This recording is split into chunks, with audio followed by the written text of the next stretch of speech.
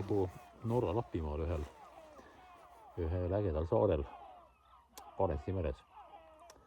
Ja see on siis jätk Soome Lapimaa reisile, mis lõppes mõni päev tagasi. Ja sealt kaudu ma lähen jälle üsna varsti Eestisse tagasi. Aga siin lisaks siis Soome Lapimaale ja selle kauni looduse vaatamisele on ka Norra Lapimaa väga äge ja tore on siin matkata mööda matkaradu siin mägisel maastikul ja süüa murakaid, mis siin igal pool kasvab. Aga see lugu, mis ma praegu tegelikult mängisin, see on laul, mida ma hakkasin hiljuti õppima, et sigarikarbi kitarriga, et see on mul selline suhteliselt uus hobi, et 3. aasta. See on siis USA-ga seotud pill. Ja igati lahe pill ja selle võtsin siis selle reisile kaasa ja õpin paari lugu siin, et kui on vabamat hetke, siis on tore harjutada mõningaid lugusid ja see lugusid, mida ma praegu mängisin, see on tegelikult saade ühele laulule.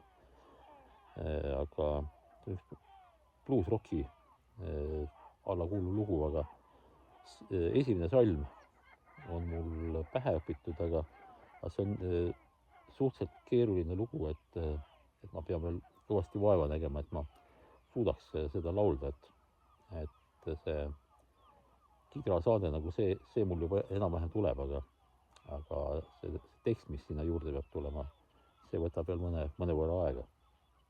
Aga jah, selline vahva kant on, kus on siis tore nagu ümbrust vaadata ja kohalike inimestega kokku sattuda ja juttu nendega ajada ja samuti siis sigarikarbi kitarri ka harjutada.